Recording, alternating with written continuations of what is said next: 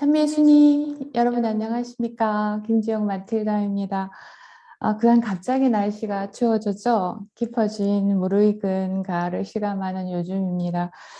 그 사이 구주님 사랑 안에서 건강하셨는지 모르겠습니다. 오늘 우리 세 번째 만남 시간이죠. 9월 초를 시작해서 지난번 두 번째 만남까지는 일종의 책으로 보면 서론의 시간에 해당된다고 할 수 있겠습니다. 인사 나누고 우리가 무슨 공부를 할 건지 목표를 정하고 그것을 이루기 위해서 정한 그 교육 내용인 생애 발달이라는 것이 무엇을 담고 있는지 살펴보고 개념 정의를 분명히 하면서 또 하느님께서 그 주신 인간이 발달하는 원칙을 예를 하나씩 들어가면서 하느님께서 바라시는 부모 역할이 어떤 것인가에 대한 우리의 각성을 좀 이렇게 일깨우고 하는 그런 그 도입 시간이었다고 생각이 됩니다. 오늘은 이제 아이가 이제 탄생을 해서 실제 우리가 체감하는 영아기 동안의 아이들의 발달이 어떻게 이루어지는지 또 그때는 우리가 어떤 부모 역할을 하는 게 좋을지에 대한 실제 구체적인 그 시기별로 들어가는 시간이라고 할 수 있겠습니다. 사실은 이제 지난 시간하고 오늘 간에 공백이 있기 때문에 지난번에 무엇을 공부했는지 한번 짚고 가는 것이 옳겠습니다만 방금 말씀드린 대로 지난 시간은 서론에 대한 부분이었고 우리가 이제 발달 현상을 얘기했다면 오늘은 딱 구체적인 시간으로 영학이라는 것이 한정되어 있기 때문에 오늘만큼은 바로 제가 들어가서 그 내용을 출발하는 것이 어떨까 싶어요. 그래서 지난 시간에 좀 바쁘셔서 참석하지 못하신 분들 지난 시간에 우리가 발달 원리를 하나씩 짚었었죠. 그래서 오늘하고도 연관이 됩니다만 그 유튜브 들어가 보시면 아마 지난 10월 초에 했던 두 번째 우리 만남에 대한 공부가 있는 것으로 압니다. 그래서 오늘 수업이 끝나고 우리 공부 내용이 끝난 다음에 기억이 사라지기 전에 한번 그 내용을 같이 훑어보시면 훨씬 더 질 좋고 밀도 있게 여러분께 또 깨달음이 주어지지 않을까 하는 생각에 좀 권해드리고 싶습니다.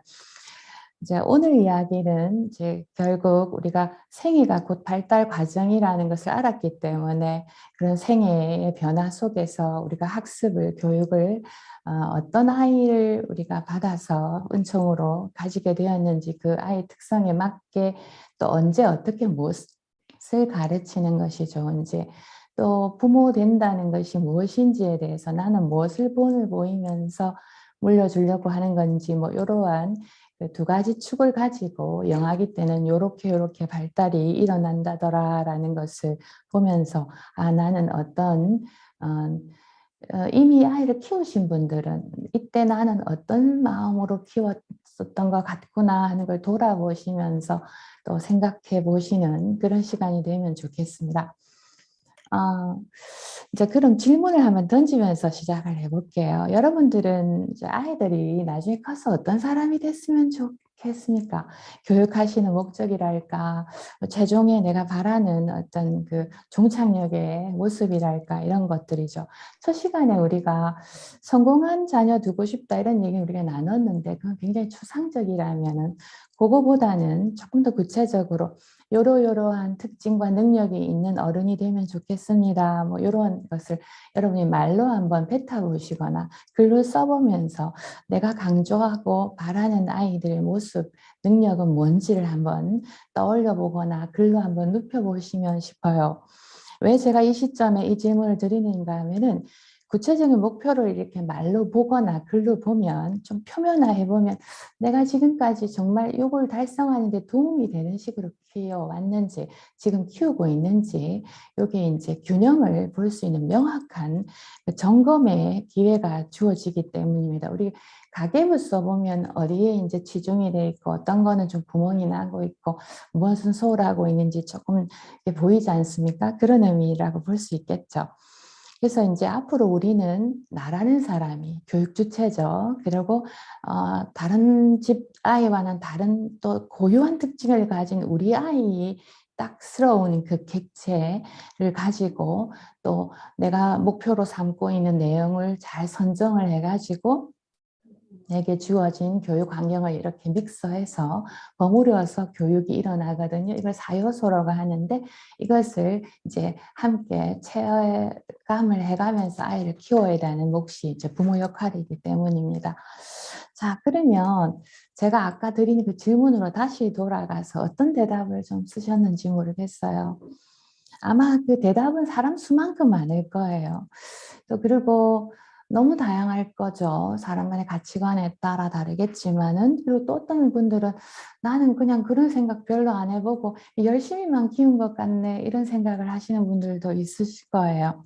하지만 글로 이렇게 한번 써보시면 이게 좀 명확해지거든요. 내가 규정적으로 이렇게 볼 수 있게 됩니다. 그래서 한번 써보시길 제가 권하는데 뭐 아무튼 여러 답들이 나왔겠지만 이걸 간추려 보면은 아이들이 지가 좋아하는 달란트 있는 거, 좋아하는 거로 밥벌이 하면서 자기의 어떤 그 역량을 좀 드러내면서 무시당하지 않고 사람들에게 좀 쓸모 있는 사람으로 좀 자라났으면 좋겠다. 뭐 이런 쪽의 얘기들로 이렇게 간추려질 것 같아요. 신앙이 있으신 분들은 신앙 물려주고 싶습니다. 이런 얘기를 또 덧붙이실 것 같고, 그죠?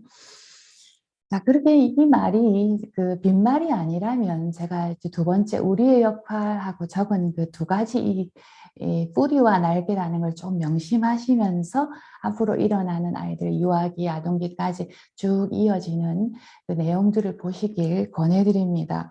우리가 결국 해야 되는 게 뭐냐면 뿌리 역할이 되는 거죠. 그러니까 우리라는 뿌리로 아이가 영양분을 딱 취해가지고 그 날개짓을 잘 하면서 아이가 어디를 뒤도 안 돌아가고 이제 빠이빠이를 하면서 날아가는 데 있어요. 우리의 최종 목적은 뭐냐 하면 완전한 독립체로 키우는 거죠. 그래서 우리랑 잘 이별시키는 것이 우리의 최종 목적입니다. 그러면 이 날개짓을 해서 우리가 살던 세상과 다른 세상을 살아가잖아요. 미래에는.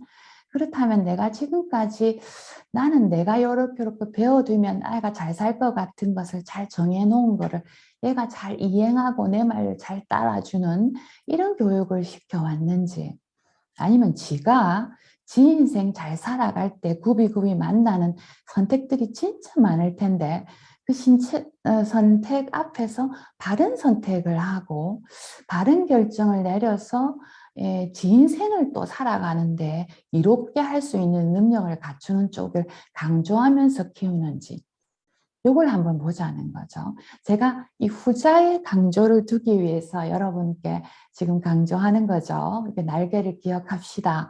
우리가 결국 날라 보내는 게 우리 목적입니다. 우리 비스무리한 환경과는 다른 환경에서 70년, 80년은 앞으로 살 아이들이다 라는 말씀을 드리고 싶기 때문이에요.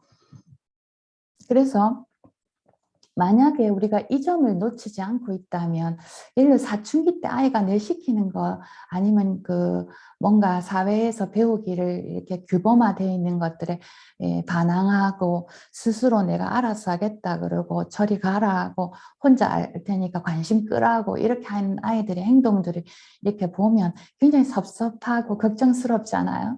하지만 이걸 또 조금 각도를 바꿔서 생각하면 얘가 이제 스스로 지 인생을 선택하겠다는 의지를 표현하는구나. 많이 컸구나. 성장했다는 표시하는 반가운 신호구나. 이렇게도 우리가 생각할 수 있다는 얘기죠.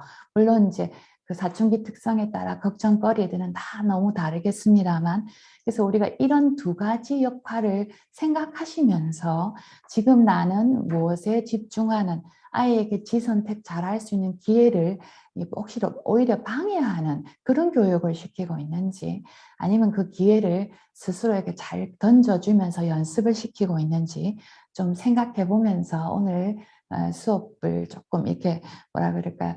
함께 하시면 훨씬 좋을 것 같아서 제가 질문을 드렸거든요. 자, 오늘 이야기는 이런 교육에 대한 바른 이해를 축으로 두고 오른쪽에는 부모됨의 역할이 과연 뿌리와 날개에서 내가 어떤 생각을 하고 있는가 하는 것을 생각하면서 영악의 신체, 지각, 인지 이런 각 부분의 발달 양상을 배우죠.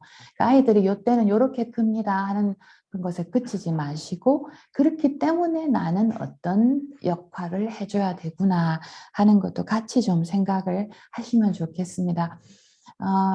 제가 밖에서 강의를 해보면 참 적시적소에 선생님의 강의를 들어서 참 도움이 됐습니다. 이런 분도 있지만 많은 분들은 너무 일찍 좀 들을 걸 이제 들어가지고 나 참 아쉽습니다. 이러는 분들도 꽤 있어요.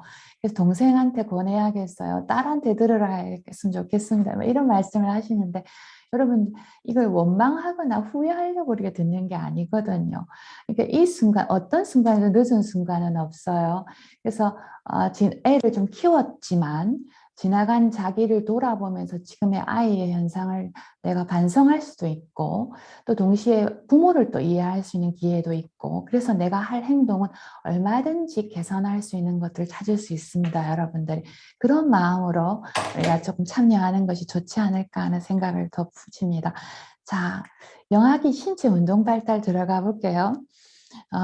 영아기는 지난번에 말씀드린 뇌 발달이 그 급속도로 일어나는 민간기이기 때문에 신체 발달이 크게 발달하죠. 뱃속에서 있을 때부터 하나님께서 살라고 이제 반사를 주셔서 빨 수 있고 의지와 관계없이 이제 태동하게 만드시고 운동하게 해주셨어요. 근데 이게 이제 둘까지 원시 반사라고 해서 어른에게 볼 수 없는 이 불수의적인 운동 능력을 가지고 있거든요.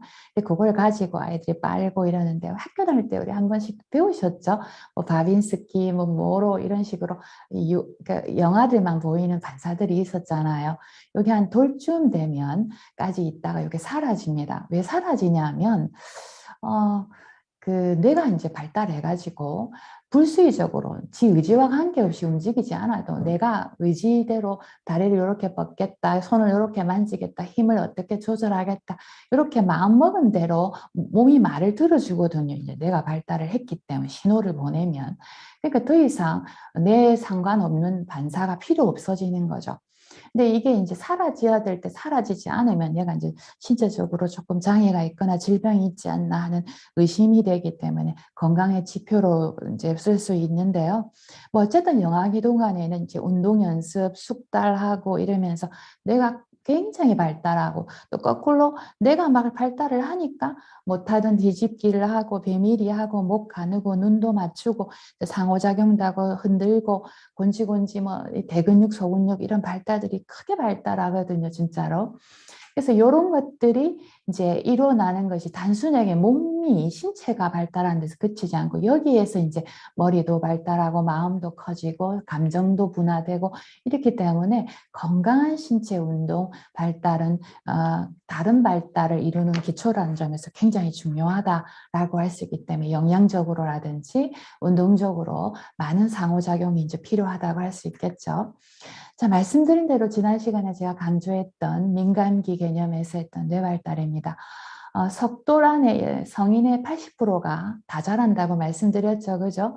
그래서 내가 하나씩 세포가 생기는 게 아니라 제가 이제 손에 손잡고 시냅시스 되면서 이런 밀도나 결합 능력이 확 올라간다고 말씀드렸어요.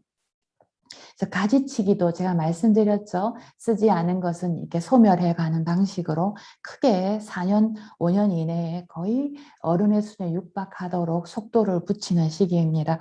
그래서 이때 무엇을 먹었고 무슨 활동을 했고 이런 것들이 뇌에 첫 번째 저장되기 때문에 평생을 좌우한다라고 할 수 있을 정도로 중요한데 여기 이제 전기화학 반응이 점점 용이해지는 거죠.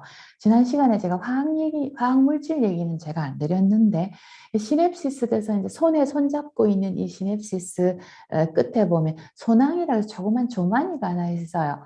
그 안에는 이제 물질이 들어있는데 화학 물질들이 있죠. 여러분 뭐 세로토닌, 뭐 도파민 이런 얘기 많이 들어보셨죠? 노에플레프린 이러면서 이것들이 전기화학이 딱 들어오면 다음번 뉴런으로 딱 전달되거든요. 그래서 전기만 가는 게 아니라 물질도 같이 타고 가죠. 그래서 이걸 신경 전달 물질이다 이러는데 이런 것들이 잘 이제 너무 많이 나와도 안 되고 너무 적게 나와도 문제가 있죠.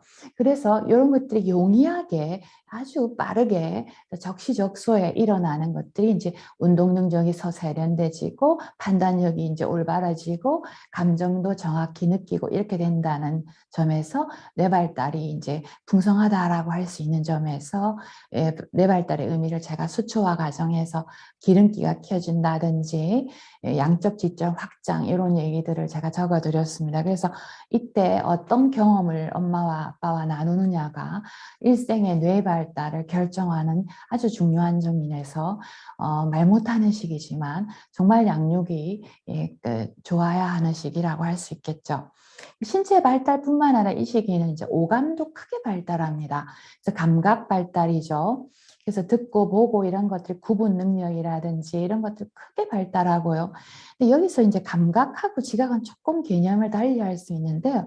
감각은 감각기관이 이제 정보가 다시 말하면 소리가 들어온다거나 빛이 들어오면 뭐 사물을 보고 요게 뇌까지 잘 전달하는 것을 이렇게 감각적이다, 감각 과정이다 이렇게 얘기합니다. 그러면 들어온 걸 보고 해석을 붙이는 판단을 하고 의미를 지우는 걸 우리가 퍼셉션에서 지각이라 그래요. 뭘 보고 아 엄마네. 아 저거 저 소리 들어봤다. 저 소리 다음에 먹을 게 오더라. 뭐 이렇게 파악을 하는 거 있죠. 이걸 우리가 지각이다라고 얘기해요. 지각은 어떤 걸 더 좋아한다든지 소리 나는 쪽으로 딱 돌아본다든지 눈을 맞춘다든지 어떤 거는 싫어한다든지 어떤 거는 또 구분을 한다든지 소리와 어떤 표정과 모양과 높이와 이런 걸 구분하는 이런 능력을 우리가 지각이라고 할 수 있어요. 지각은 일종의 지적 능력의 기초 능력이라고 할 수 있습니다. 파악을 하는 능력이고 이해를 하고 의미를 지우는 거니까 무섭다고 느껴야 안 갈 수 있죠. 그게 그 사람이 안기지 않을 수 있고 공포를 얼굴로 표현할 수 있어집니다. 그래서 생존에 굉장히 중요한 부분을 가지게 되겠죠. 그래서 이 감각들이 듣고 보고 만지고 운동하고 이런 것들이 결합되기 때문에 이제 통합 감각이라고 할 수 있습니다. 그래서 이게 많은 자극이 오면 올수록 크게 발달을 한다고 우리가 할 수 있겠죠.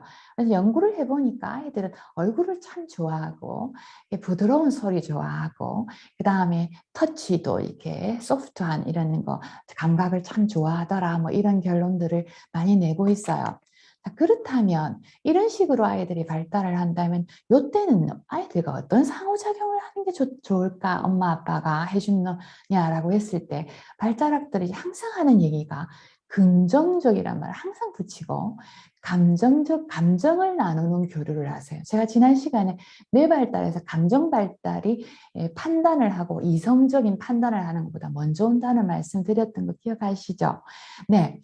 그래서 이제 어떤 사람들이 이제 많이 칭찬하고 굉장히 이렇게 모방도 해주고 적극적으로 감정을 이렇게 긍정적으로 보여주라고 말을 하는데 요거를 이제 앞자리를 따서 영어에 앞자리를 따서 pride 이렇게 해서 묶어서 설명하는 부분이 있어서 제가 소개해드렸어요.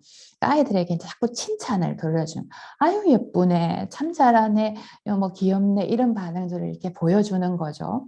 그 다음에 아이들이 어떤 행동을 했을 때 아 마음에 들어요 배가 불러요 뭐 이런 식으로 그 아이의 감정적인 부분이나 행동에서 드러나는 걸 그대로 반사해 주면서 내가 네한테 몰입했더니 네가 이런 걸 느끼고 있다는 걸 내가 지금 같이 느끼고 있어 이거를 이렇게 반사해 주고 그 다음에 아이가 부부부부 이러면 뭐 그게 뜻이 있든 없든 나도 부부부부 해주고 이제 뭐 랄랄랄라 하면 또 나도 또 랄랄랄라 이렇게 하면서 같이 모방하면서 아이들에게 들려주니까 애들 굉장히 좋아하죠. 그렇게 해서 그 자극을 그대로 생방송으로 이제 묘사를 막 해주면 아이들이 거기에 대해서 뭐 열의를 가지고 이제 약간 이때 어머니들 보면 약간 정신 나간 여자 아닌가 할 정도로 아이에게 막 몰입해서 이 프라이드에 해당되는 일을 계속 끝없이 반복하죠. 근데 이게 발달에 정말 중요한 반응이에요. 그래서 웬만하면 애가 위험한 행동을 안 한다면 고치려 들지 말고 이게 막 가르치려 들지 않고 있는 그대로 긍정적으로 네가 사랑받고 있고 내가 너한테 집중하고 있다라는 것을 잘 내 마음 가득히 너를 차지하고 있다는 걸 보여주는 반응 이거를 자주 질 좋게 나누어라 라는 거죠. 왜냐하면 이게 뇌 발달이고 감각, 지각 발달의 민감기이기 때문에 진짜 중요하다라는 거죠. 특히 이 아이들에게 특히 모방하는 것 칭찬하고 반사하는 능력 정말 중요합니다. 그래서 니는 이건 어떤 느낌을 주냐면 니는 있는 그대로 참 예쁘다, 아름답다. 나는 온통 너에게 몰입하고 있다, 차지한다, 투신되고 있다, 이런 걸 계속 피드백을 해서 들려주거든요. 이건 아이에게 어떤 느낌을 주냐면 아, 나는 참 예쁜 아이인가 봐. 이런 긍정적인 자아상을 갖게 하고요. 동시에 이제 엄마를에게 뭔가 애착할 수 있게 만들어주는 좋은 밴드가 되고 엄마를 믿게 만들고 이런 것들을 이제 형성하게 되는 거죠. 그래서 지난번에 말씀드린 애착 같은 베이스 캠프로서 크게 작용을 합니다. 그래서 마음속으로 긍정성을 갖는데 좋은 그 작용이 되기 때문에 소중하다는 느낌을 두텁게 쌓아두는 것은 나중에 나이가 들어서까지 삶으로 공격이 올 때, 힘듦이 올 때마다 쉬게 만들어주는 어떤, 근데 여기서 항상 잊지 말아야 될 것은 조건이 붙어서는 안 된다는 거죠. 네가 이렇기 때문에 내가 너를 좋아한다는 게 아닌 거죠. 너는 무조건적으로 사랑받을 존재다라는 느낌을 주는 게 정말 중요합니다. 그래서 무조건적인 수용들을 보이는 반응을 보여주도록 상호작용을 해라. 그래서 사실은 단순하게 아이와 많은 시간을 보내는 게 중요한 게 아니라 짧은 시간이라도 이렇게 질 좋고 농도가 짙은 이런 상호작용은 아이들의 발달을 더 높인다. 이렇게 볼 수 있죠. 자, 그렇다면 이제 신체 운동 감각을 조금 이렇게 넘어서서, 그렇다면 이때 아이들은 그러면 인지적인 측면, 다시 말해 지적인 측면은 어떻게 발달합니까? 이렇게 했을 때 아이들은 사실 이때 언어가 없거든요. 그래서 아직까지 무의식적이고 이렇기 때문에 피아제라는 학자의 말을 빌리면 감각과 운동으로 세상과 소통하는 때인 감각 운동기이기 때문에 아직까지 뭐 사고력이 있다든지 기억을 한다든지 이런 능력이 조금 미숙하다고는 할 수 있어요. 그러나 영아기 동안에 지금 제가 슬라이드에 적어놓은 이 세 가지 하위 이 개념들이 구축이 확실하게 되면 이제 얘는 영아가 아니다, 이제 유아가 됐다라고 했을 정도로 이제 급속도로 인지 발달이 차근차근 일어나는 시절입니다. 이제 알이 이제 올챙이가 되어가는 과정에 있다가 올챙이도 구조가 완벽하게 되면 이제 움직일 수 있는 것처럼 요 세 가지의 하위 인지적 능력을 갖추면 이제 얘는 아, 영아가 아니고 이제 유아됐네 이렇게 할 수 있고 더 이상 몸으로 승부하지 않아도 돼. 이제 세상을 이제 사고를 하면서 소통할 수 있어. 이렇게 된다고 볼 수 있어요. 첫 번째 능력이 이제 대상용 속성인데요. 조금 말이 어렵지만 별게 아니고 대상이 내 오감에서 사라져도 있다는 걸 아는 능력이에요. 예를 들어 깍꿍놀이를 했는데 깍꿍하고 있을 때 애들이 착 넘어가는 것은 없던 게 있다는 거죠.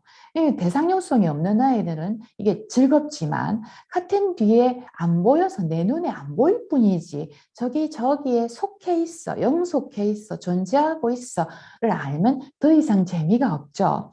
그래서 대상용 속성은 이제 우리가 8개월 불안이라고 하는 낯가리 할 때 굉장히 심하거든요. 그래서 엄마가 딱 없어지면 애가 굉장히 힘들어지는 게 내 시야에서 사라지면 없어지니까 불안하게 되는 거죠. 그러나 이제 요 나한기가 지나서 돌이 지나고 하면 이제 낯선 사람과 좀 아는 사람들이 생기면서 엄마 여기 있다 이렇게 소리만 들려도 저기 멀리 있어도 뭔가 안심을 하는 단계가 되는 것은 대상손이 생겼기 때문이라고 할 수 있겠죠. 지연 모방은 이제 비아제가 자기 딸을 가지고 설명했는데 좀 이제 마음에 와닿는 얘기죠. 그 딸이 어느 날 이제 옆집에 놀러를 갔다고 이제 표현을 했어요, 비아제가. 했더니 이제 옆집 오빠가 이제 아이스크림 먹겠다니까 그 아줌마가 못 먹게 하거든요. 그러니까 오빠가 막 이제 때를 쓰면서 먹겠다고 하는 걸 가만히 이렇게 쳐다보고 있었어요, 어린 이제 비아제 딸이. 그걸 보고 막 따라하면서 지도 막 소리 지르고 이러면 이제 모방하자는 거잖아요. 그건 뭐 누구나 할 수 있는데 그걸 딱 보고 집에 왔어요. 며칠 지나서 비슷한 상황이 벌어진 거죠. 지가 이제 아이스크림 먹겠다고 하니까 엄마 못 먹게 하거든요. 오, 예. 자, 오빠가 어쨌더라 이러면서 이제 아 하면서 네, 나 하면서 다리를 막 흔들면서 모방을 한단 말이에요. 자, 지금 모방하는 사람이 이제 모방을 따라하고 있는 오빠가 내 눈앞에 있나요, 없나요? 없죠. 이제 꺼내서 기억을 해서 오빠가 어쨌더라를 끄집어내면서 이미지를 떠올려가면서 따라하잖아요. 이게 이제 지연이 됐단 말이에요, 모방이. 이제는 내 감각에 의존 안 하겠다 이 말이에요. 이때 끄집어내고 있는 오빠의 모습, 이미지를 우리가 표상이라고 합니다. 표상은 이제 사물에 대한 어떤 상의예요. 내가 저장해 놓은. 그래서 표상은 우리가 기억하는 사물에 대한 모든 것들을 다 말하는데 크게 두 가지로 나눌 수 있어요. 영상표상과 의미표상. 영상은 오감에 대한 거죠. 예를 들어서 사과를 얘기하면 동그랗다, 빨갛다, 껍질이 있다. 이거는 영상이고, 이제 과일이다. 이러면 이게 이제 의미죠. 이거는 범주니까요. 이래서 이제 대부분의 아이들은 이제 영아기 끝 무렵에 이제 영상 표상이 생기기 시작한다는 거죠. 이 세 가지가 세상 모든 데 이제 확대되기 시작하면 이제 사고하고 끄집어내고 본 거를 보고 사과 이렇게 하고 저거 맘마 이렇게 하고 달라 하고 그림책 보면서 바나나 이렇게 말하고 뭐 이렇게 하니까 아유 잘하네 이렇게 하고 자기가 이렇게 흉내 내기도 하고 그림으로 표현하기도 하고 소리로도 이렇게 내죠. 그래서 이제 유아기는 표상놀이로 모든 것을 설명할 정도로 크게 발달하는 겁니다. 다음 시간에 유아기 가서 이 표상 얘기를 정말 많이 할 건데, 여러분 옛날에 이경규가 나와서 퀴즈 프로그램이 하나 있었어요. 아주 옛날에 꼬마애가 나와가지고 단어 설명하면 어른 맞추고 이런 거 기억나시는지 모르겠어요. 전 정말 재밌게 봤는데 이제 아이들이 이제 막 설명해요. 예를 들어서 달리기 하다가 넘어져서 다시 일어나는 게 뭘까요? 이렇게 설명하면 이제 어른이 달리기 하다가 넘어져서 다시 일어나는 게 뭔고 이렇게 생각하는데 이제 답이 뭐냐면 노력인 거예요. 노력이란 단어는 이제 모양이 없죠. 색깔도 없고 영상이 없는 추상적인 의미표상만 있는 단어잖아요. 근데 얘가 이거를 구체적인 행동으로 표시한 거죠. 그러니까 우리는 잘 이해가 안 되는데 지극끼리는 이제 이해를 참 잘하거든요. 왜냐하면 영상적으로 얘기를 주고받는 아이들이니까요. 유치원 가면 대부분 영상적으로 모든 걸 이제 얘기하는 것이 바로 그런 의미입니다. 제가 정말 재밌게 이제 본 것을 잊어버리지 않는 게 이제 지붕에 깨가 있어요. 이렇게 어떤 애가 말했는데 답이 뭐냐면은 햄버거였어요. 너무 귀엽죠. 이제 아마 조금 지적으로 떨어진 어른한테 햄버거 설명을 해도 어떤 사람도 아마 지붕에 깨가 있다고 설명하는 어른은 없을 겁니다. 이미 우리는 이제 의미 표상을 가지게 되죠. 그러니까 눈높이를 맞추어서 아이랑 소통하려면 유아 때는 모든 것을 영상화해서 설명하는 거 필요한 게, 왜냐하면 아이들은 이때 아이들은 세상 모든 것을 영상화해서 보죠. 다음 시간에 정말 귀여운 시기이기 때문에 제가 이때 가서 얘기를 하더라도 영아기 동안은 이러한 세 가지의 인지적인 발달을 하루하루 만들어 나가는 시절이다 이렇게 볼 수 있겠습니다. 자, 그렇다면 그 사회인지는 또 이 시기에 어떻게 발달하는가? 여러분 이제 이 사회인지는 물리적 인지하고 다른 개념인데요. 물리적 인지는 이제 수라든지 모양이라든지 공간이라든지 넓다, 높다, 좁다, 많다, 1 다음에 2가 오고 도 다음에 레가 오고 이런 피지컬적인 즉 물리적인 세상에 대한 그 어떤 판단과 사고력이고 이렇게 인식이라면, 사회인지는 사람을 알아보고 사람들이 모이는 집단을 알아보는 일종의 그러한 인지를 사회인지라. 근데 여러분들이 생각하는 대로 역시 수라든지 이런 것에 빠른 아이들이, 판단을 잘하는 아이들이 사회인지도 높은가? 사회인지는 또 조금 그렇지 않은가? 이게 우리 주변에 이런 사람들이 있죠. 그 순화 이런 건 굉장히 천재처럼 아주 빠른데 판단력이 아주 우수한데 사람 기분 파악 잘 못하고 저 사람 왜 저런 말 하는지 눈치가 없고 이런 사람도 있잖아요. 그죠? 왜냐하면 이제 사회적 인지는 우리 물리적 인지하고 다르게 사람을 알아보는 거기 때문에 조금 다른 특징을 가지고 있어요. 적혀 있는 대로 이제 표피적이고 심층적인 관계를, 이중 관계를 가지고 있거든요. 예를 들어서 친하지 않는, 별로 좋아하지 않는 사람을 이제 우연히 만났는데 친구가 어머 반갑다 이렇게 말해요. 그러면 이제 나도 반갑다 이러는데 사실은 안 반가워하는 거 우리 알아요. 그렇다고 해서 내 마음의 심층적인 관계로 대화하지 않죠. 그래서 주거니 받거니 우리 한번 저녁 먹자 이렇게 하는데 그래 시간 한번 내자 이러는데 사실 서로 시간 낼 생각 없다는 걸 서로 알아요. 그러면서 이제 얘기 나누잖아요. 그죠? 그러니까 우리가 서로 안 반가워한다는 걸 서로 안다는 것을 서로 알고 있죠.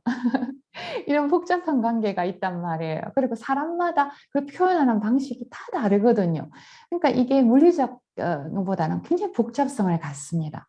근데 애들이 이 능력이 굉장히 높다는 거예요. 생각보다. 자, 그래서 여기서 질문 하나 드릴게요.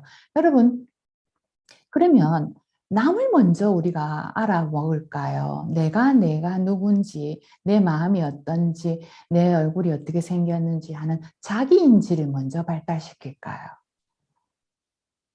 뭐가 남을 먼저 먼저, 발달할까요? 순서상. 제가 답을 드렸죠? 남을 먼저 당연히 발견하고 구분합니다. 그러니까 당연히 아이들은 저 사람이 내가 좋아하는 사람인지 아닌지 지금 기분이 좋은지 나쁜지를 먼저 구분합니다.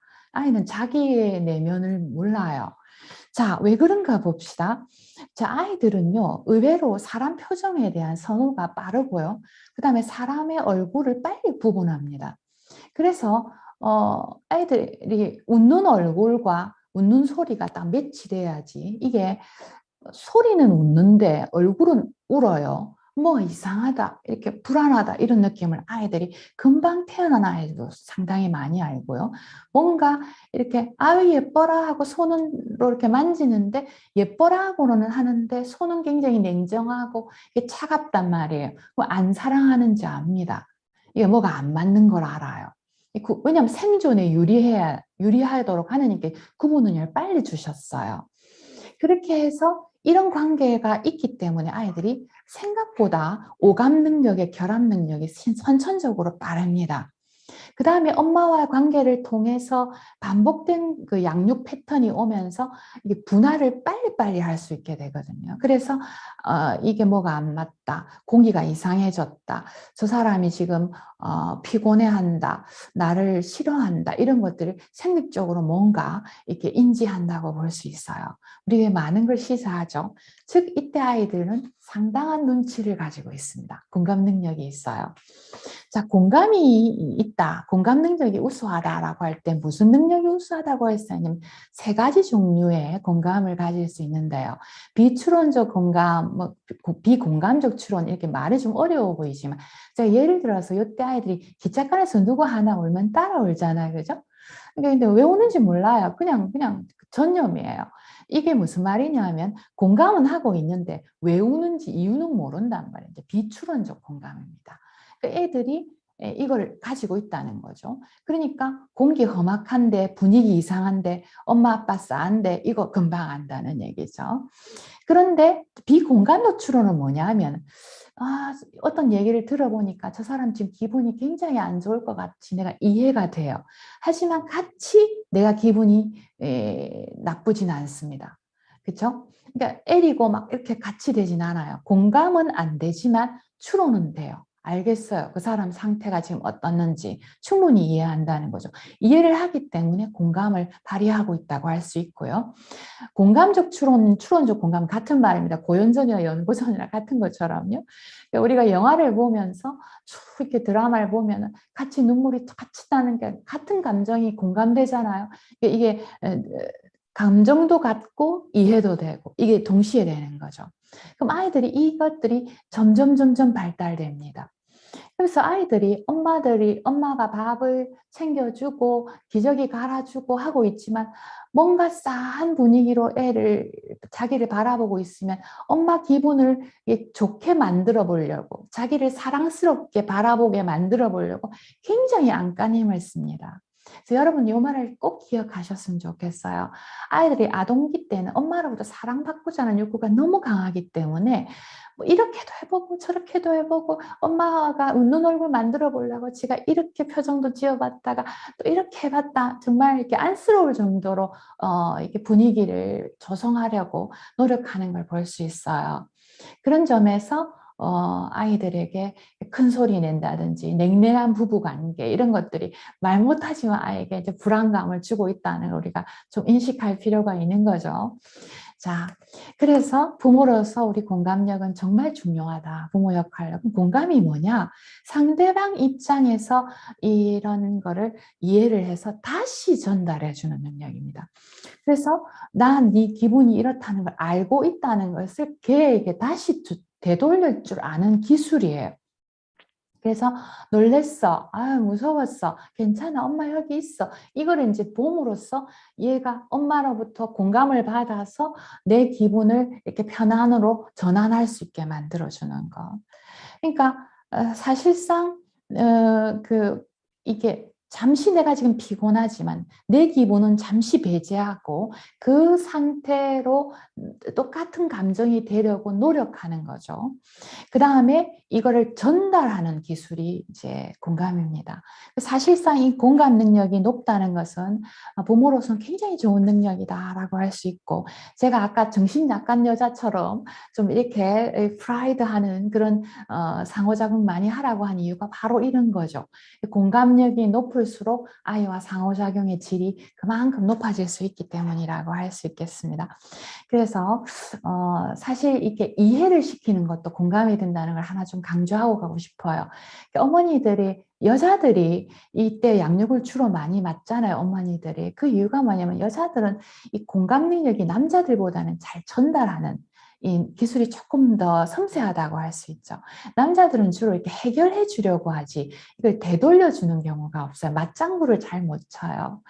그래서 예를 들어 여자들이 이제 뭐 내가 이렇고 저렇고 막 말을 하면 그래서 어쩌라고 이렇게 남자들이 얘기를 많이 합니다. 아빠들이.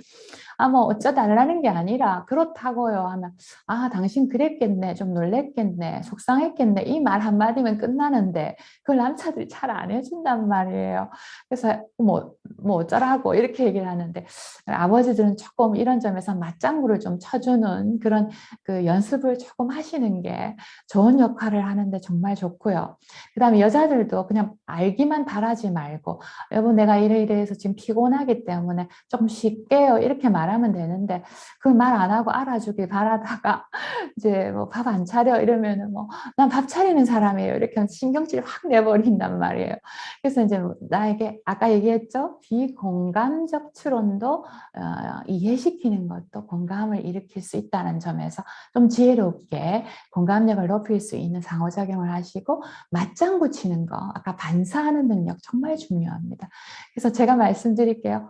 헐, 대박, 뭐 이런 거 있죠. 그 다음에 맞나, 진짜가, 야, 좋겠네, 뭐 이렇게 이런 그 몇 가지 말만 잘 받아들여 주셔도 많은 갈등이 해소된다고 할 수 있을 것 같습니다. 자, 그럼 우리가 타인인지를 구분하면서 엄마가 이렇게 상호작용 막 해주면서 우리는 이제 그제서야 시간이 좀 지난 뒤에 자기 인지를 합니다. 그래서 첫 번째 가지는 자기에 대한 것은 우리는 겨우 거울상이라고 하는 이런 의미를 띄우는 이유가 뭐냐 하면, 남이 나를 보는 것과 똑같은 방식으로 자기 얼굴을 알 수 있는 사람이 없어요. 엄마가 넌 이쁘다 이쁘다 하면 난 이쁜갑다 이렇게 되는 거예요. 너는 왜 그러니 왜 그러니 하면 나는 와 이렇노 이런 생각을 가질 수밖에 없는 거울이죠. 거울로 그렇게 비침을 당했기 때문이네. 그렇죠?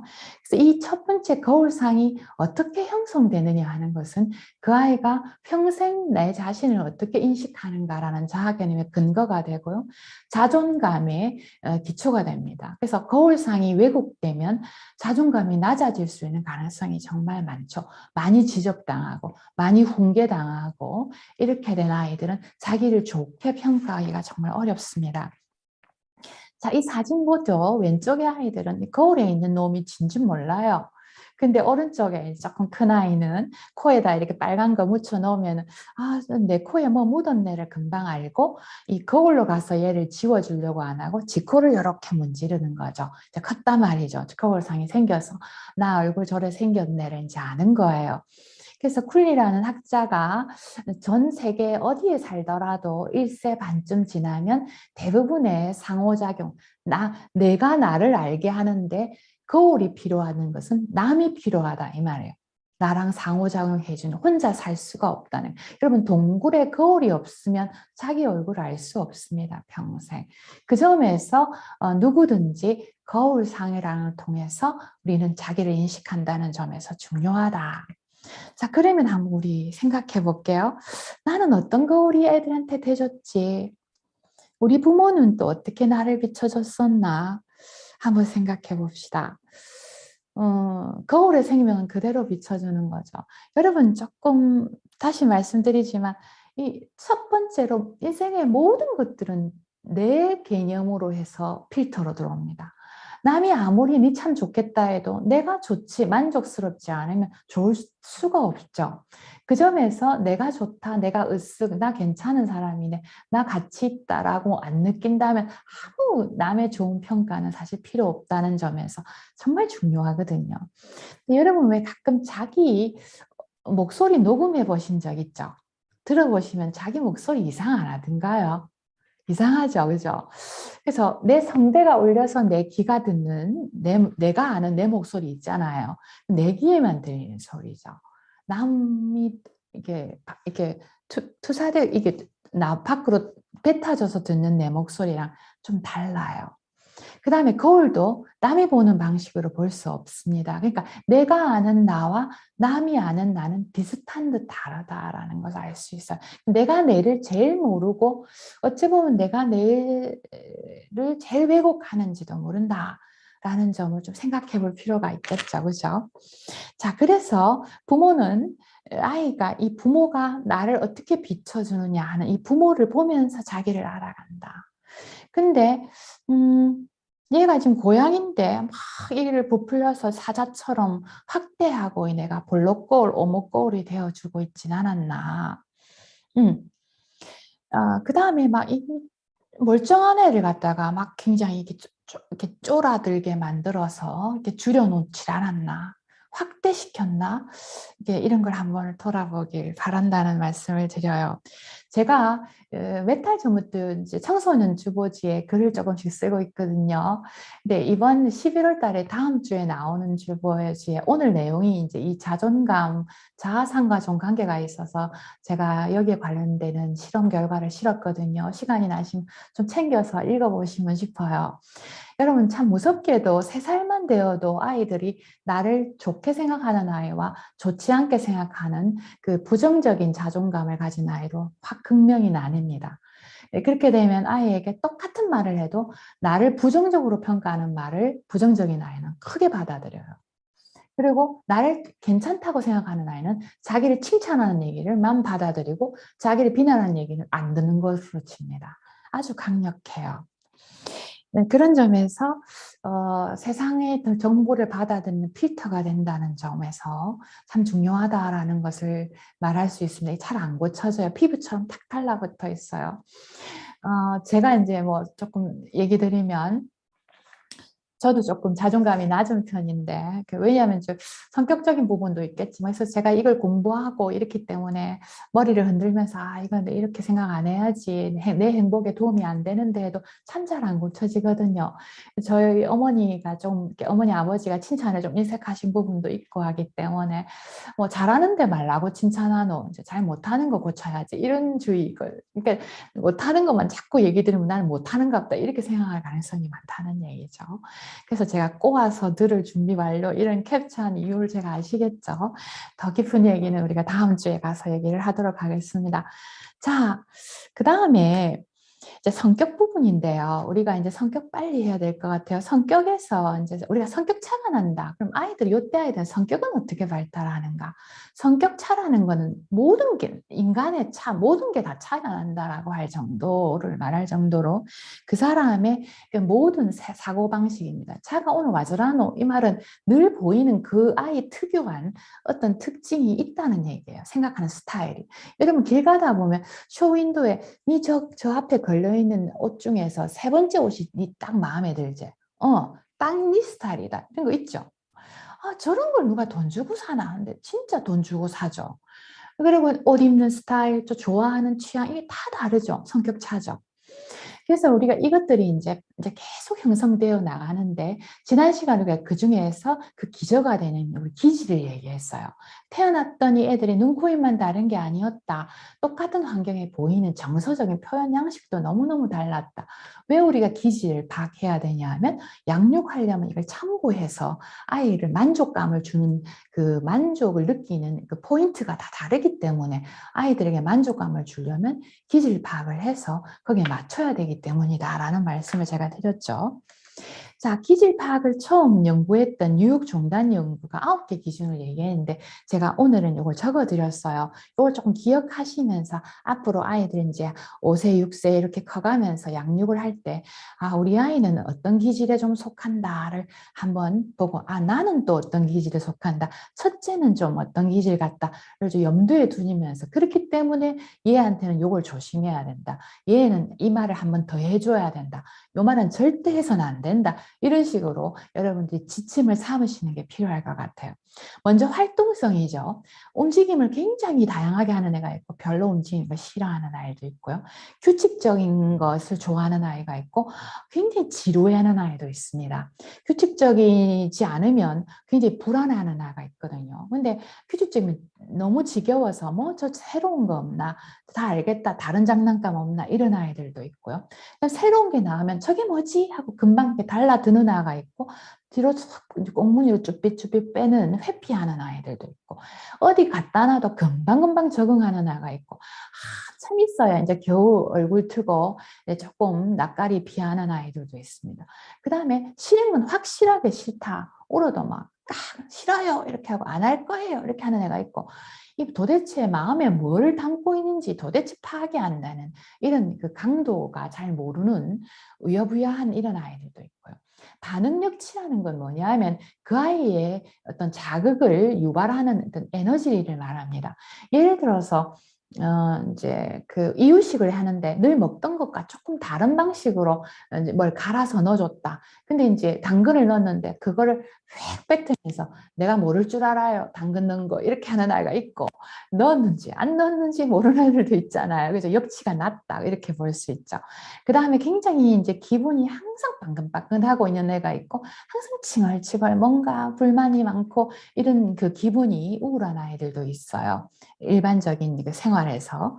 그 다음에 주의가 산만하고 항상 이렇게 나부대고 이런 아이가 있고 뭐 하나 주면 진득하게 이렇게 지구력을 가진 아이도 있습니다.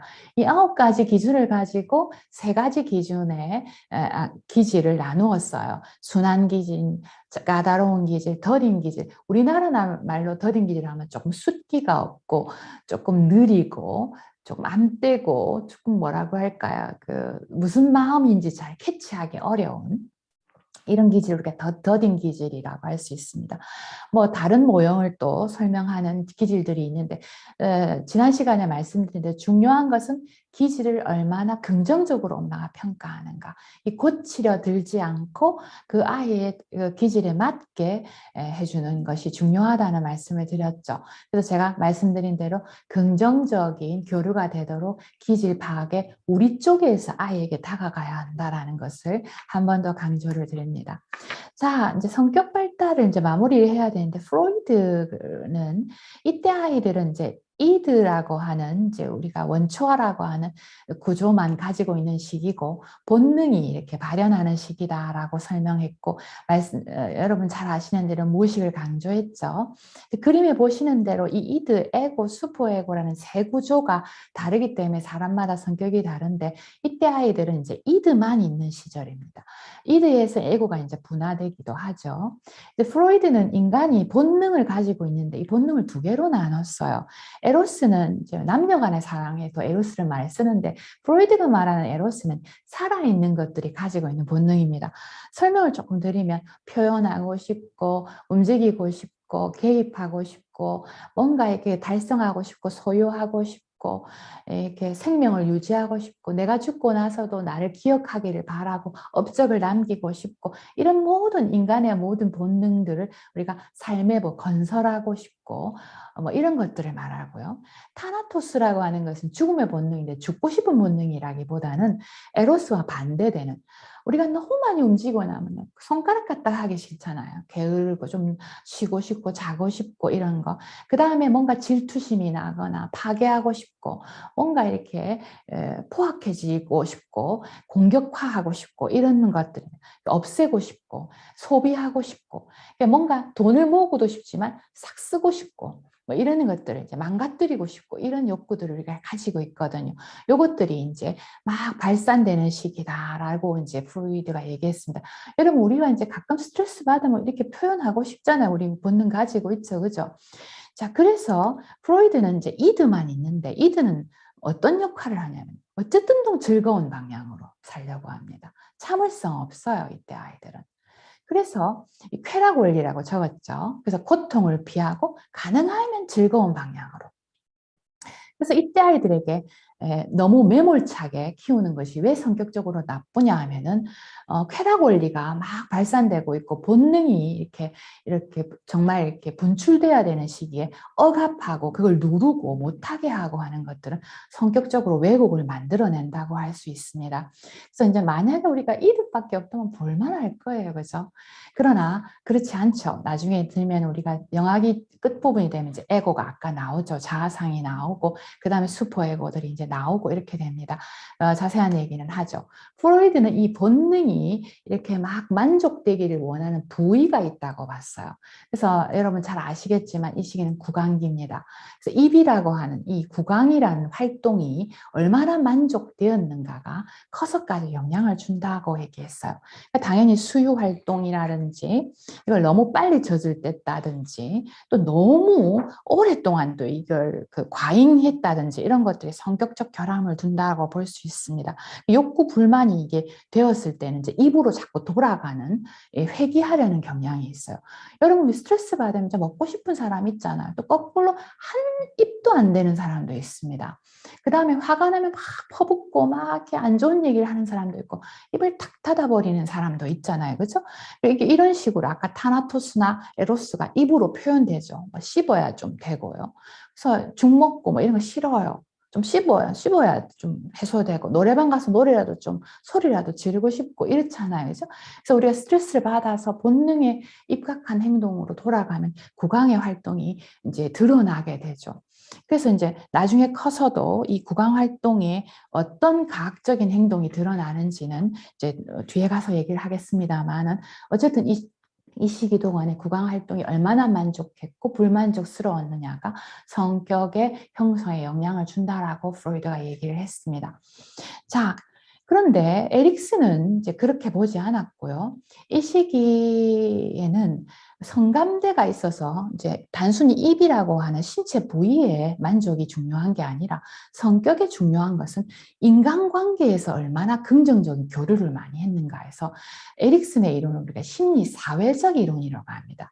인간관계에서 받았던 긍정적 경험이 얼마 정도 되고 부정적인 거부라든지 이렇게 회피라든지 이런 반응들이 어느 정도 됐느냐에 따라 좋은 이런 그 긍정 경험이 적당했다면 좋은 덕목이 생기는 거고 그게 아니라 너무 부정적인 그 관계로 억압받고 무시받고 이렇게 했다면 이게 이제 나쁜 그 가치 체계를 가지면서 성격이 형성된다라고 했어요. 이 시기는 그러면 생겨지는 덕목이 뭐라고요? 신뢰감이라고 얘기할 수 있죠. 근데 제가 밑에 적었죠. 그냥 이 사람을 믿을 수 있다, 저 사람은 믿을 수 없다라는 개인적인 신뢰감이 아니라 기본적 신뢰감이라고 적혀있죠. 왜 이런 말이 적으냐면 세상이 믿을 만하다, 아니다를 결정한다는 겁니다. 굉장히 중요해요. 그래서 이 신뢰감은 양육자가 어떤 식으로 되었는가 또 나오죠. 그죠? 애착, 부모의 양육. 이게 엄마가 늘 항상성 있게 변함없이 조건 없이 늘 이렇게 좋은 교류를 했다. 이게 잘 쌓여가지고 내 마음에 쌓이면 믿을 만하다. 내가 이렇게 지금은 엄마가 안 오지만 곧 오실 거야. 내 불편을 해결해 주시더라. 늘 그래 왔어. 믿을 만해. 세상은 이렇게 이제 받아들이면서 낳는 거죠. 신뢰를 믿을 수 있게 보는데 이게 뭔가 제대로 이루어지지 않으면 설마 오겠나? 또 오겠나? 이렇게 못 믿겠단 말이겠죠. 그래서 우리 주변에 이런 사람들 있어요. 안 보여, 안 함, 이런 식으로. 확실하나, 진짜가, 정말이가 자꾸 확인하고 강박적으로 묻고 꼬치꼬치 묻고 이렇게 하면서 못 믿어와 하는 사람들이 있잖아요. 성격적으로. 그죠? 그게 이제 뭐냐 하면 전체적으로 내가 사람을 속일 생각이 없기 때문에 저 사람도 있는 그대로 액면 그대로 받아들이는 성격을 가지게 되는 것이 뭐냐 하면 이때 충분한 사랑이 신뢰를 낳고 신뢰를 낳기 때문에 기다릴 줄 알아요. 희망이 있는 거예요. 그래서 믿음과 소망과 사랑 중에 그 중에 제일은 뭐예요? 사랑이죠, 그죠? 사랑이 무조건적인 사랑이 신뢰를 낳고 신뢰가 마음에 있기 때문에 믿을 수 있기 때문에 기다릴 줄 알아요. 엄마 곧 온다. 잠깐 기다려. 이렇게 되는. 기다릴 수 있는데 못 믿게 되면 그러니까 이건 굉장히 중요합니다. 엄마가 자꾸 부도수표 내면 엄마 말을 못 믿기 때문에 애가 굉장히 폭력적으로 바뀌거나 못 기다려요. 통제력이 약해질 수밖에 없는 거죠. 자, 그래서 제가 마지막에 애착을 이렇게 집어넣은 이유가 무엇인지 이제 아시겠죠? 결국 모든 이 감각 운동기의 아까 뇌 발달, 뭐 기질, 성격 이 모든 것들이 결국 우리가 신뢰감을 잘 형성하는 애착 형성을 잘하는 것이 부모의 최종 목적입니다. 이 시기 동안은. 그래서 일관성 있게 엄마가 사랑을 베풀어 주면서 우리가 잘 쉬고 이 애정 결핍이 생기지 않도록 하는 것이죠. 근데 엄마와 관계가 이렇게 나빠지게 되면 제가 지난 시간에 말씀드린 애착의 모성실조가 생기면 즉 엄마로부터 사랑을 받지 못하는 경험을 가지게 되었을 때 이 무의식적 상처가 오랫동안 대물리 된다는 말씀을 드렸잖아요. 그죠? 그래서 제가 이 사진을 드린 이유는 지난 시간에 기억을 하실지 모르겠지만 정말 그렇게 먹을 게 중요하나 정말 먹을 게 중요한지 아닌지 할로가 봤어요. 그래서 대리모를 이렇게 만들어가지고 보시는 사진대로 철사로 몸을 만든 데만 우유봉 매달아 놓고 천 대리모에게는 먹을 걸 주지 않았습니다. 정말 먹을 것이 그렇게 중요하다면 천 대리모한테 안 가고 푸지게 먹으면 돼요. 철사 대리모한테. 대부분의 원숭이는 가지 않았습니다. 그리고 정말 배가 고프면 할 수 없이 목을 쭉 빼고 이렇게 잠깐 먹고 다시 돌아와서 그래서 얘기한 게 스킨십이라는 얘기를 한 거죠. 이 스킨십이 결국 몸을 닿느냐 안 닿느냐가 중요한 게 아니라 이 닿는 것을 통해서 위안이 가야 하는 거죠. 사랑받는 느낌이 가요. 아까 제가 말씀드렸죠. 사랑해 하면서 터치가 사랑하지 않는다는 걸 아이는 안다고요. 그죠? 그런 점에서 봤을 때 이걸 접촉 위안이라고 합니다. 단순히 접촉을 많이 했다 안 했다가 아니라 그래서 우리에게 접촉 위안을 통해 사랑의 교류를 많이 하는 것들 정말 중요하다라는 말씀을 드립니다. 이거는 계속 우리가 유아기까지 갈 거고 이때 잘 형성한 애착은 다음 단계에서 어머니가 양육하시기에 훨씬 수월해집니다. 왜냐하면 서로 돈독한 관계를 형성했으니까요. 엄마 말이 먹히는 거죠. 자, 지금까지 뭘 했다고요? 영아기는 급등기로 신체가 발달하고 뇌가 발달하고 본능이 발산되는 것이 중요하고 엄마로부터 애착을 얻고자 하는 그 사랑받고자 하는 욕구가 큰 시절이고 제일 중요한 덕목은 신뢰감을 마음에 쌓아두는 것이 중요하다. 이때는 제가 이 첫 시간에 말씀드렸습니다. 1살 때 경험 기억하시는 거 있냐고요. 없다 그랬죠. 그런데 우리가 왜 그때 그렇게 잘 키우려고 노력하냐. 크면 기억도 안 나는데 라고 했을 때 그게 어디 있다 그랬죠. 무시간에 남아 있어서 영향을 많이 준다고 말씀드렸잖아요. 바로 이게 사실 우리가 무의식적인 상처는 무의식적이기 때문에 고치기가 참 어려워요. 내가 어디서 어떻게 상처받았는지 모르기 때문에 수정하기가 정말 어렵습니다. 그래서 내가 본능이 휩싸일 때마다 자꾸 돌아가게 되는 경향이 있어요. 제가 한마디만 하면서 빨리 마무리를 해야겠네요.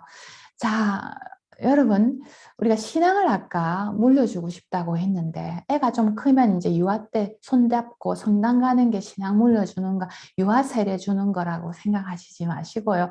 결국 내가 없이 살 때도 아이와 하느님 관계가 잘 형성하는 게 신앙이지 않습니까? 그죠? 그렇다면 결국 우리는 믿음이잖아요. 믿음이 뭡니까? 신뢰죠. 그죠? 하느님을 믿는다는 건 보이지 않는데도 하느님이 계시다는 걸 믿는 거죠. 결국은 우리가 무조건적으로 안 보일 때도 일이 잘 안 될 때도가 중요해요. 하느님이 안 계신 것 같을 때도 하느님은 내 곁에 계시다라는 것을 알도록 하느님으로부터 우리가 접촉 위안을 얻을 줄 아는 아이로 키워야 합니다. 그러려면 하느님이 사랑이라는 걸 알려면 엄마가 무조건적인 사랑을 줘야 하느님이 사랑인 걸 알 수밖에 없겠죠. 그래서 아까 거울상에도 말씀드렸죠.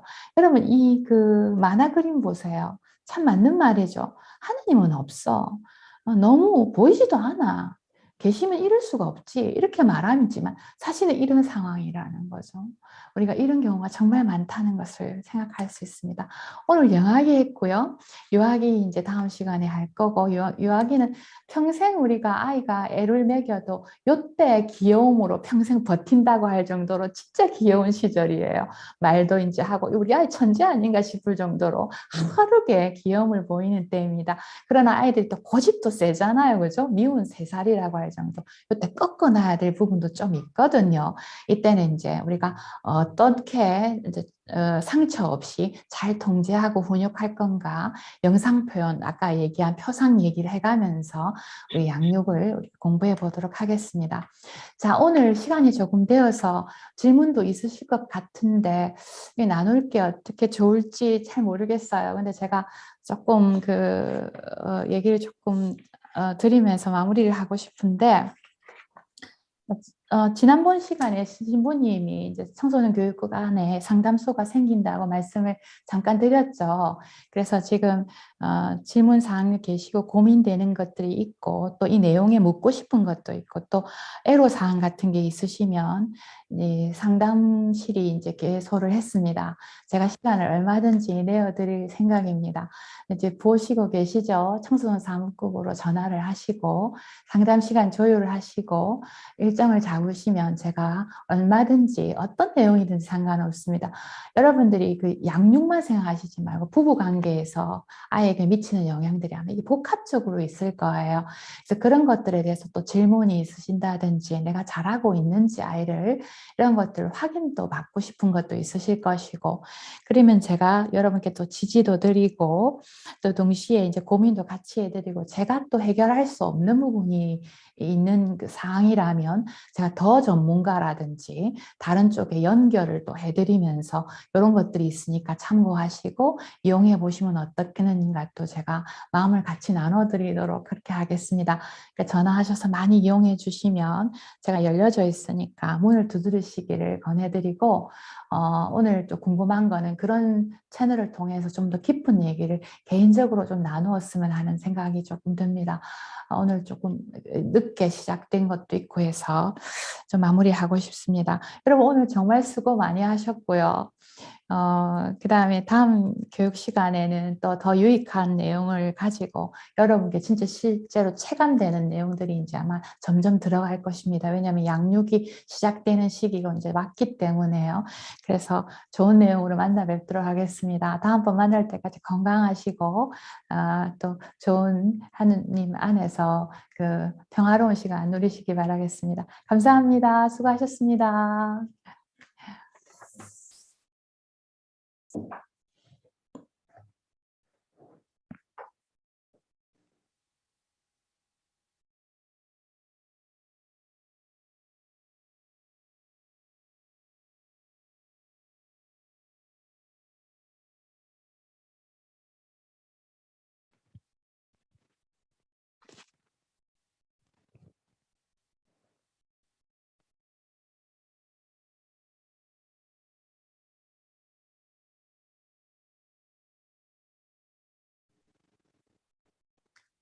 네, 교수님 강의 감사합니다.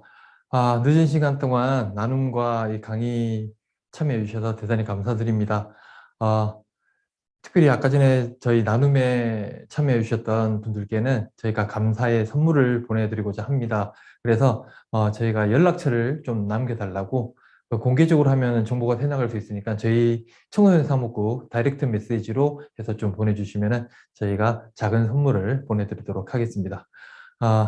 그리고 다음 부모 동반 모임은 12월 3일입니다. 12월 3일 금요일 저녁 8시에 다음 모임이 있을 예정입니다. 그때도 나눔과 함께 교수님의 강의가 계속 이어질 예정이니 많은 참여를 부탁드리도록 하겠습니다. 그리고 지금 메시지 쪽에 저희가 설문에 대한 그 링크를 올려드렸습니다. 그 링크를 보시고 나가시기 전에 설문을 꼭 작성해 주시고 나가주시면 저희가 다음 교육을 준비하는데 많은 도움이 될 것 같습니다. 늦은 시간까지 대단히 감사드리고요. 12월 3일 다음 부모 동반 모임 때 함께 뵙도록 하겠습니다. 감사합니다. 자, 그러면 편안한 밤 되시고요. 저희는 다음에 뵙도록 하겠습니다. 감사합니다.